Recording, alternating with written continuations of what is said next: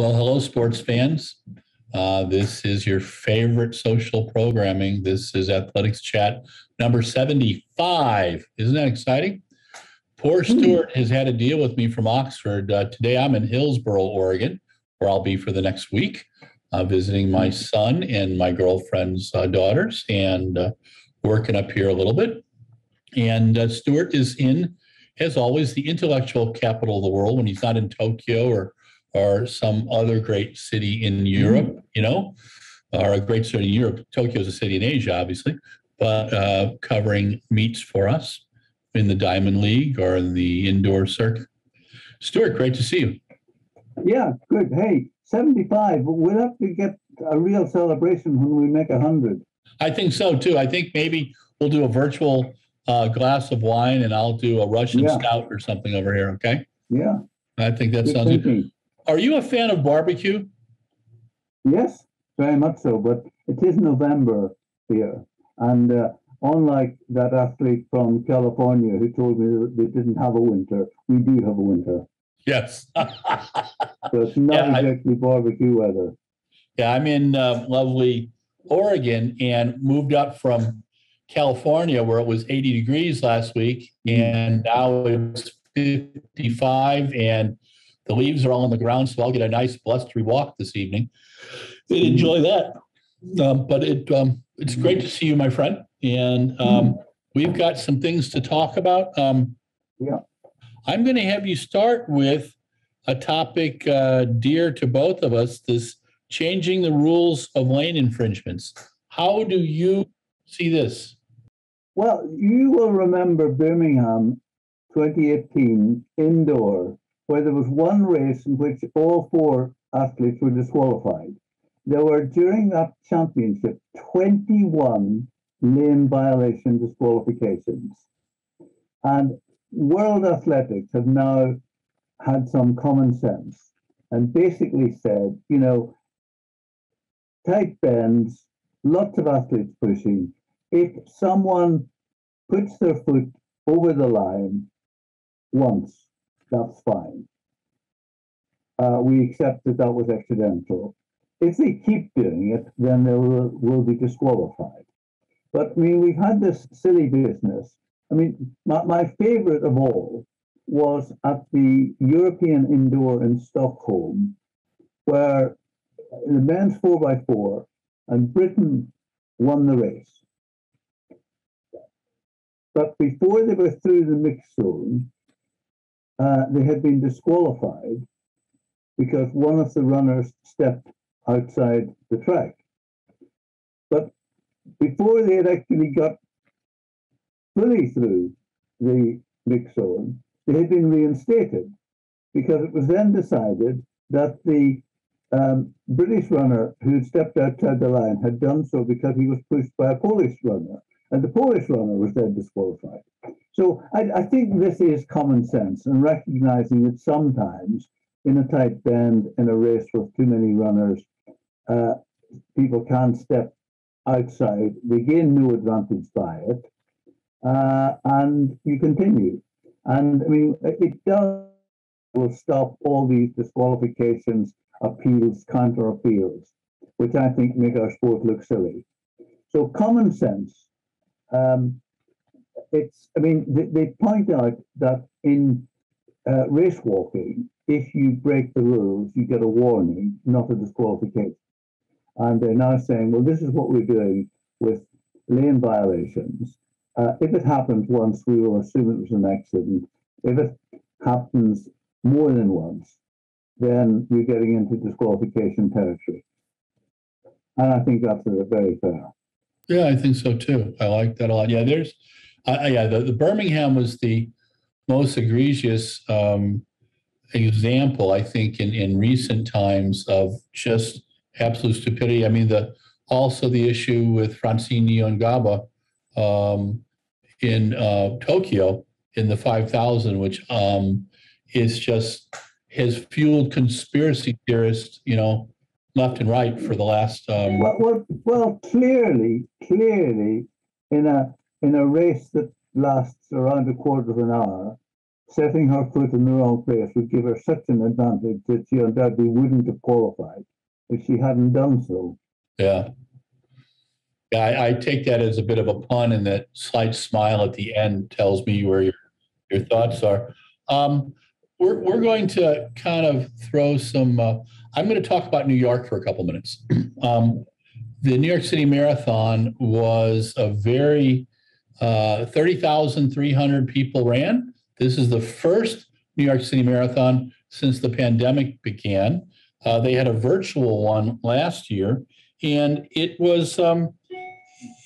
I think that there were some things that people need to know about, and it just it's the 50th anniversary of the race, and what I think that most people don't understand is how the race started, one, but also that it was never supposed to be running through the whole city. From 1970 to 1975, it was 4 loops around Central Park. And that was done because the mayor of New York at the time, Mayor Lindsay, was trying to upgrade Central Park again. At the time, it was a place that was frequented by sex workers. And, you know, if you didn't know how to inject heroin, you could go there and you could learn. And so the mayor decided to wanted to do something to celebrate bringing the park back. And the late Fred LeBeau and the late Alan Steinfeld, the people, two of the people behind the New York Roadrunners Club, along with Alan's wife Alice, gave us such things as modern finish line technology, going past giving little tongue suppressors with a number on it for finishes and more accurate kind of things, bringing in sponsors. And Fred LeBeau was a real character. He was Romanian, had this lovely Transvaal accent, and the way he made his living, because running wasn't how he made his living for much of his life, was he would go to fashion shows and his firm would kind of rip off really expensive clothing and do a more commercially viable alternative. And he worked in the garment district, and, you know, he was a bit of a character. And I met a New York City Marathon sponsor. This was in 1985, my first time in New York, and to meet Fred. And the sponsor, who at the time was spending $250,000 a year supporting the New York City Marathon, told me that Fred had approached him in 1974 asking for $5,000 and offering him the title of the race, and the guy turned it down. And I said, "Why'd you turn it down?" He said, "Well, I kind of thought Fred was a little crazy at the time." And Fred was a little crazy, but that's part of the thing. These great races, London, Chicago, Boston, New York, Los Angeles, Tokyo, all have some total whack job involved there that are running enthusiasts and just give their heart and soul to build it. So I ran New York in 1986, and it lived up to all my expectations. My only issue was I think I was probably in sub 3 hour shape, and I worked the expo for 4 days, didn't understand that, you know, pounding your legs on concrete for 4 days was just not a good thing for running a marathon. And I did about 3:23, but I got to see the beauty of the 5 boroughs, and I've never forgotten it. And it's a magnificent race. And back then, I think there was 8,500 people in the race. And I remember an article in the paper saying, "We'll never be able to get to 10,000. Well, you know, there were 50,500 2 years ago. This year, Albert Carrier won in 2:08:22. That was his first big race. And Paris Jepchirchir, the Olympic champion, came back in a really exciting finish and won on the women's side.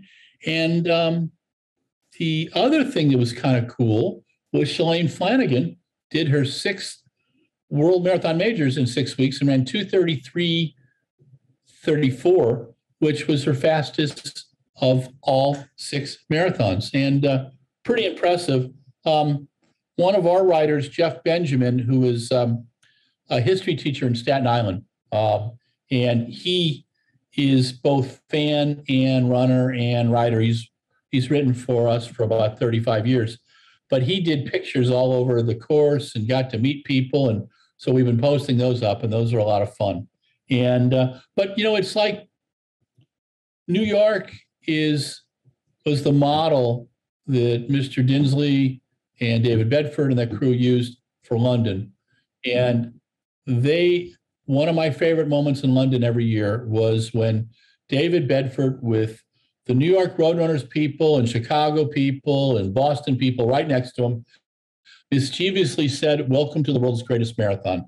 He loved to do that. That just gave him, that just gave him a big rush. And I would always smile, and they would always smile, because there was a healthy competition about elevating those major races. So bravo to New York for being able to, one, happen. And my only beef with New York right now was that the other marathons realize that media coverage is important, and they have found ways to, like the Diamond League does for us, support us with photos so we can tell our stories better. I went on to the New York site, and it's with our friends at Getty, but Getty wanted to charge me a minimum of $450 a photo. And I will just have to use some artistic license or something to tell the story, because that's just not in our budget. We work with a whole group of photographers who are very helpful to us, but in a day when digital media gets 1/10 of what print media gets for advertising, you've really got to juggle things, and it's been a challenge for us. So I hope New York reconsiders, but that's the way they did it this year. It was a kind of a strange one, but it happens, and you and I've had to juggle that before, so we shall figure it out. But talk to me. Our next point today was about. Can I give you a quick other point? I would like to tell you about the Scottish short course cross country race. This is totally a club runner event, but this year, Laura Muir and Andrew Butchart decided that they would turn up and do it. And not surprisingly, they both won. But what I really liked was the number of pictures on social media of selfies with Laura. Just how nice to see the Olympic silver medalist running in a little local race and giving so many club runners the thrill of lining up with her, and in some cases having a photograph with her. So well done, Laura. That's very cool. I saw one of Andy. I hadn't seen the one any of Laura. We will look them up and get them posted. That's a worthy little compliment. No, that's important. When I used to run, going to the races and when seeing some top athletes at some of these things was a big thrill, and that they go to some of the local races is a big deal. I think that's wonderful. We also had, you were at a briefing with Mark Unroe and Ian this afternoon. Did you? And I know you're going to do a story. What's your overall impression right now? You think that British athletics is in good hands? I do, because the thing about Ian Beattie, it's actually his law firm that sponsored the cross-country race. He is a man of the sport. And he's been chairman of Scottish Athletics. And so he comes in after a difficult period as somebody who has been involved in the sport, he said, for 35 years. And I was impressed with him. He gave a statement to start with before taking questions. And he said that he had 4 points he wanted to make. And he said that he felt that the role of the governing body was to support athletes and coaches. He said that he got feedback from European and world athletics that they would like British athletics to go back to being a bigger player on the stage of events. And he was very open to that. And in fact, Mark Monroe said he would like British athletes to have perhaps 4 major events to run in the UK, whether that be Diamond Leagues or Continental. Whereas one always felt that Joe Coates wasn't at all enthusiastic about events. I mean, he made the point that it's good for our elite athletes, but also it's good for the sport in general because it gets TV coverage. He then said that he was pleased to see we have a complicated structure because there's an English athletics, Welsh athletics, Northern Ireland athletics, English athletics, as well as UK athletics. He said it was good to see them working together. And his final point I thought was a good one. He said, I want British athletics to be a really good organization. And it means that we'll be good at safeguarding, that it will be clean sport, and that all the support functions will be good. You know, the governing body will be in a role that people think that it's on their side.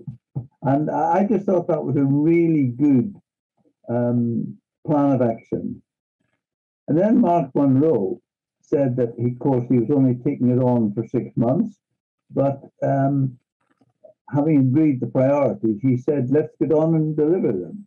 That he won't be sitting on his hands waiting for the 6 months to end, but he will be proactive, making the point that there are 4 major championships next year, including the World Indoors. And by next year, it's only 2 years to Paris. And that the next thing is to appoint, I was going to say the performance director, but it's actually been called technical director brackets performance. And the job specification, very much in the spirit of acknowledging we got it wrong last time, says the person must have expertise in track and field.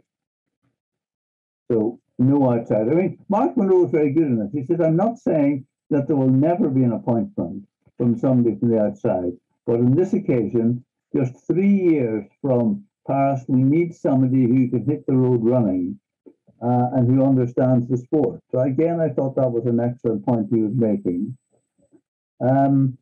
And then he talked in detail about safeguarding, making the sport safe, working with education for coaches, officials, clubs, helping clubs to remain within the law. And that now, going forward, British athletics will have 80 hours per week of staff time devoted solely to safeguarding issues. And then he mentioned the new coaching strategy document which has just come out, which I'm writing something on that for you as well, which includes a link to the document if anyone wants to look it up. There's a lot of good stuff there, and I mean, one of the points we made about making coaches feel that they're valued. I think that's truly important, and it's just something that people don't seem to appreciate. You know, what did you just look at Lauren Muir winning a silver medal in Tokyo. Now, when Andy Young first met Laura, I think it was 8 years ago, a friend of his said to him, look, there's a girl coming to study at the university in Glasgow where you live, who is a bit of a serious club runner, and would you just have a look out for her? And at that stage, it had never entered Laura's head to become a professional athlete. And you think of that day in Tokyo was 8 years in the making. And how many hours, and initially completely unpaid, did Andy Young put in to develop Laura? No, I met him in 2000, 16, maybe 2015. And yeah, I was totally impressed with him. And just talking about training. And obviously, Laura was impressive each year, and she got better. And my worry was that there was so much pressure on her in your countries, that they would not appreciate the significance, one, of her getting into an Olympic final, the significance of her battling with the very best and being in the medal hunt for so many years.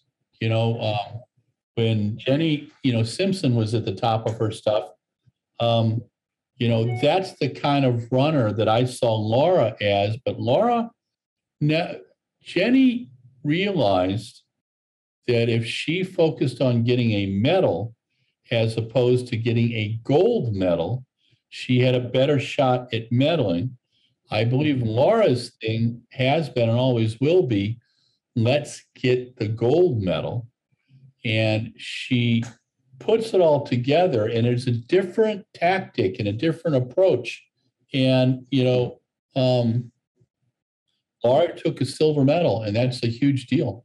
Well, yeah, I mean, that's right, because, I mean, certainly there was talk among the British writers that Laura was going to get the bronze in Tokyo because she wouldn't beat Sifan Hassan or Faith Kipyegon. And the fear some people were expressing was that she would go for the gold and finish up fourth. But in fact, Laura ran a great race, and she took on Sifan Hassan and overtook her and left her behind. She was never going to catch Faith. But again, it was lovely. I got a picture of it. It was lovely to see that on the lap of honor, Faith and Laura went together. That was very classy. I mean, that was one of those special moments for me in the whole Olympics. And I just think, that the women's 800 was amazing with the youth of Athing and of Keeley. And and then the both hurdles continue to, and then I loved, gotta say, love both the men and women's 1500s. Just phenomenal. How exciting can they be? But you've gone to several European indoor championships, correct? Yes. And several European outdoors? Yes. What's your favorite championship? Zurich 2014, in the sense that Britain won so many medals. But probably Berlin 2018, because it was a big stadium with big crowds and great atmosphere. I think with the European Championship that they've made a mistake of doing it every 2 years. They do it in the Olympic year, and it's a bit devalued because if you're a distance or middle distance runner, you're probably not going to be able to compete in 2 championships in the same summer. And so therefore you get some people who are called European champions, but they're most definitely not the best in Europe. So I've never been to one of those in between events, but I've been to,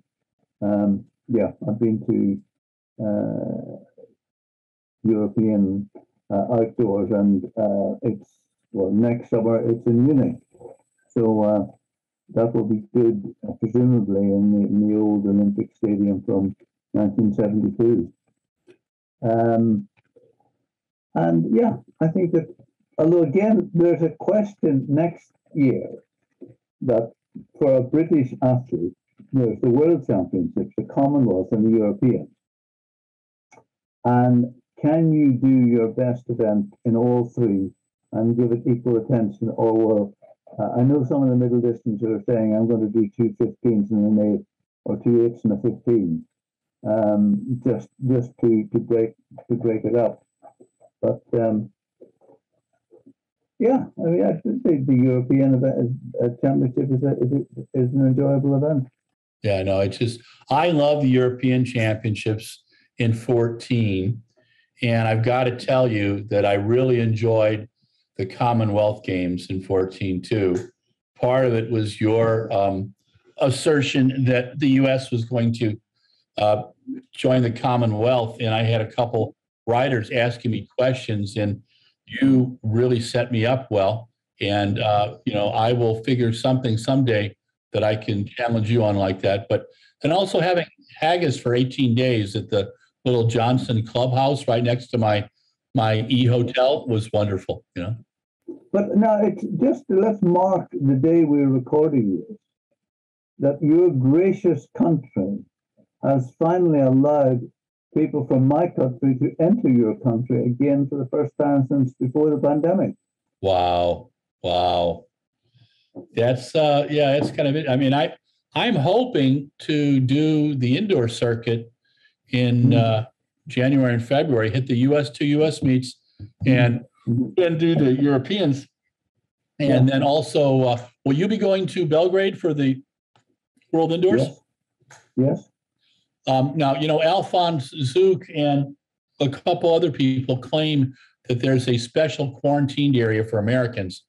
Because remember last time they had me absolutely in a little area. But the good thing about that was that my seat was right near an espresso stand.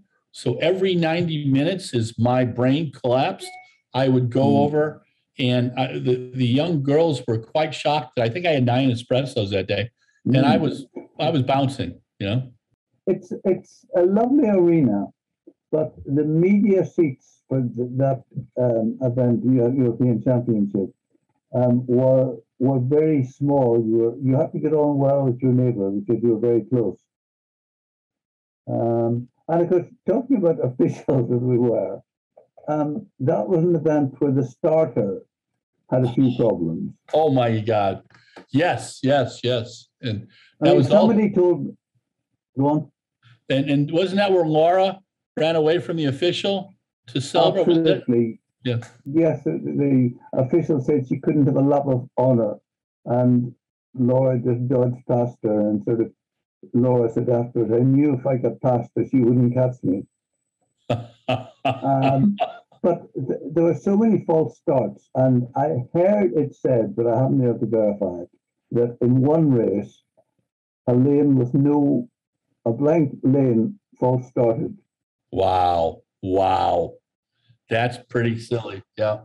Well, we've had, that's the thing that technology can be very interesting. I recall when I was a junior college coach, our head starter was in his mid 80s, and he used a 357 Magnum to start races, and he made his own charges. And when I took my son was 6 or 7 at the time, and I'd take him to these meets, and he said, "Daddy, it sounds like a cannon."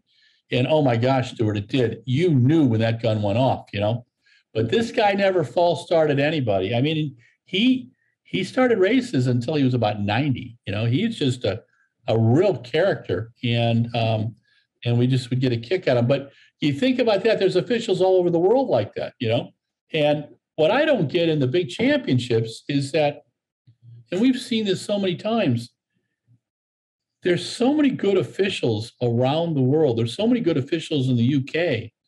And for the life of me, I don't understand why they just don't say, let's just pick the best and showcase stuff the best. It's a hierarchy thing. And I respect that sometimes, but I also think that you've got global TV. You don't want Tim Hutchings and Steve Cram going, what the heck's going on here, Or, one of our American, commentators. So it's just, a very interesting approach. You said something earlier that I wanted to get back to because I find it quite exciting. I've been disappointed over the last few years that the number of meets in the UK have been going down. And the BBC, I recall a conversation with the BBC producer about 2015. And I think we were at the Birmingham meet and was just chatting a little bit. And they told us that they really wanted to be more like American television. And I said, dear God, no. And they said, what do you mean? I said, at the time, now we've got a couple great crews right now who are doing marathon and track and field coverage in the US, and I absolutely love them. But at the time, a lot of our announcing was absolute crap. And the way they showed the events, instead of showing the important stuff, they just didn't have the ability and the technology and the control that BBC has. And why do you think BBC cut back so far in TV? Was it because British athletics was recalcitrant, or was it because the changes in viewership? I think that BBC is under a lot of pressure at the moment. Because BBC, you need to understand, does not have any advertising. Okay. So they do not get any money from advertising because we don't have any adverts at all. And so they're funded by effectively the government. If you want to watch BBC, you must have a license. So explain that to me. Don't you pay a certain amount if you buy a TV in the UK for BBC each year? Yes, it's called the license. Okay. You need to get a TV license, which I can't remember. It may be, say, $100, $150, that kind of figure. But there is a certain amount of political pressure where politicians are saying, well, should the state fund BBC? Or so if they were to say, and so there's talk about cutting its budget. And so I think that's part of the problem, that so they, generally speaking, with sport, they have far less than they used to. It used to be every Saturday afternoon, BBC would have sport on all afternoon, some kind of live sport. But that is now gone. And you see, Sky would have 5 channels of non-stop sport. BT would have 2 or 3 or 4 channels of non-stop sport. And basically, this is pay-per-view. And they have the money, and they're really dominating the sports market. And, you know, even so, I think it's a complex business. I mean, Mark Munro said today that, or what did he? And anyway, one of them said that they are about to have talks with BBC, and they are very keen to get BBC back involved, and they're also keen to put on more events. So it'd be interesting to see how this pans out. But I felt that they were committed to events in a way that Joe Coates never seemed to be. Do you believe that Joe Coates and Sarah Symington's resignations are a direct result of Ian Beattie's first meeting with UK athletics? Well, not Sarah Symington, because she clearly had saw a job that she fancied and had applied for it. And then the timing just happened to be coincidentally at the time of the board meeting. But you could ask whether, and I don't know the answer to this, whether Sarah would have taken the job at cycling, which was her first sport, if she had been happy and had everyone's confidence in athletics. Only she knows the answer to that. But in a way, it may be that if her sport is athletics and sports like cycling, and suddenly a job as performance director cycling came up, that she would have taken it anyway. No one knows why Joe Coates left. Speculation that I have heard is that she just got fed up being unpopular, and particularly with her biggest ally and friend, Sarah, leaving. Or I've also heard that Ian Beattie, who is a strong chairman with a deep knowledge of the sport,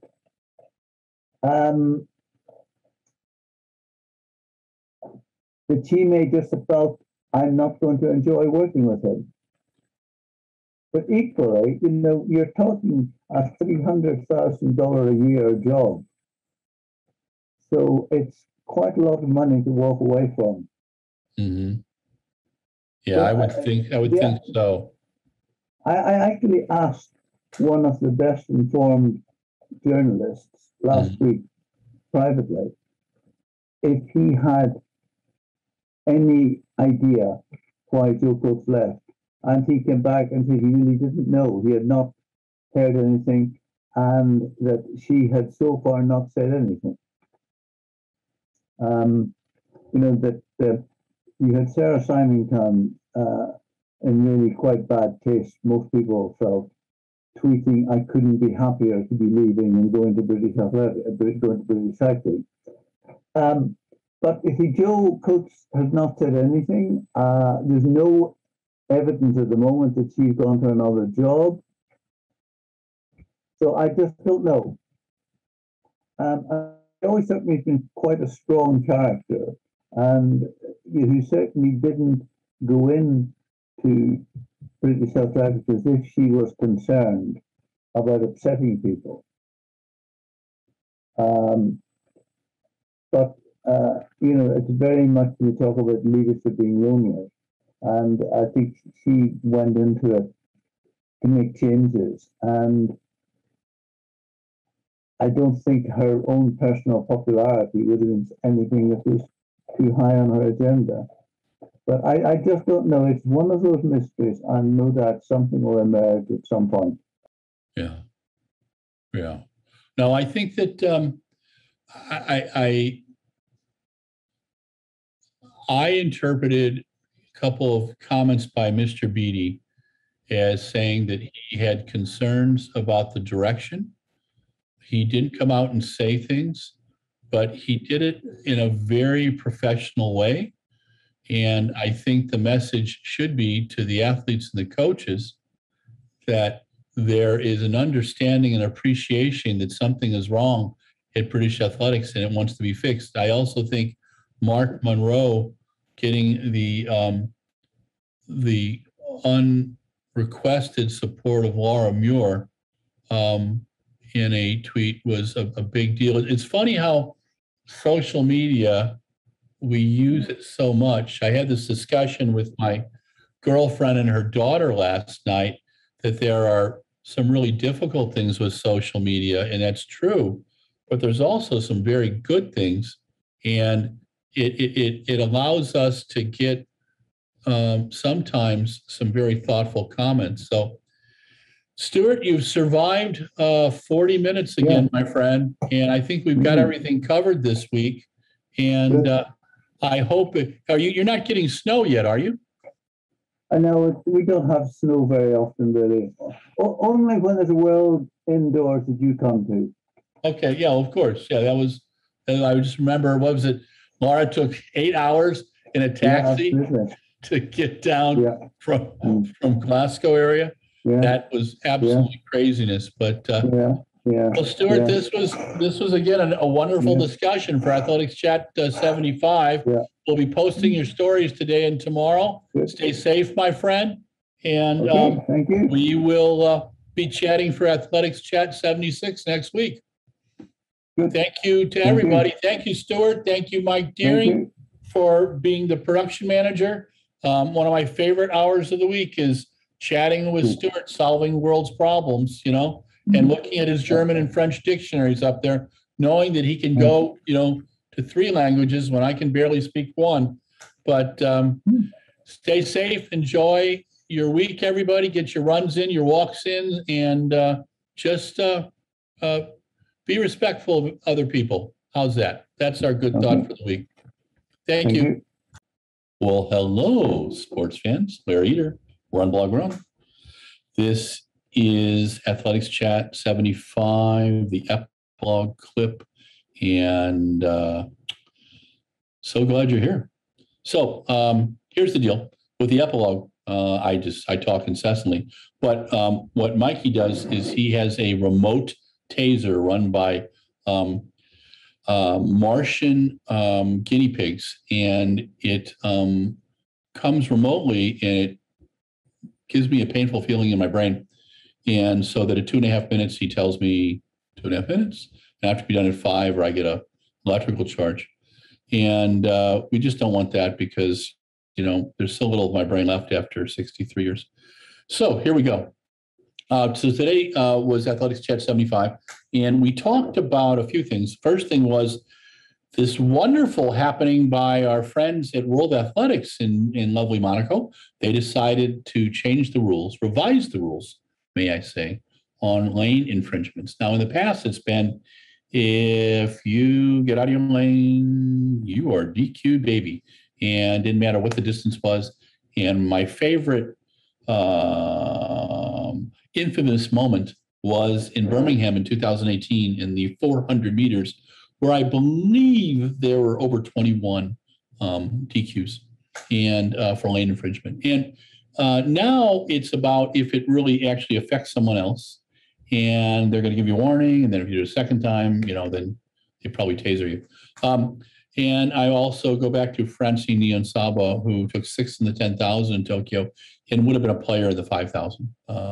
She could have done quite well and given Hassan a run for her money. She was DQ'd as she was qualifying, and she was not affecting anybody else. I felt that at the very least, it was ill-advised. At the very worst, the conspiracy people are out there. You know, all you got to do is go on social media and you'll find some crap on Sputnik about it. Anyway, so that, bravo, that is being fixed. Stuart and I are very happy about that. Second thing we want to talk about was the New York City Marathon. New York City Marathon, 50th year, and it is the brainchild of a group of people. 127 people ran the first New York City Marathon back in 1970. Mayor Lindsay of the wonderful city of New York was trying to resurrect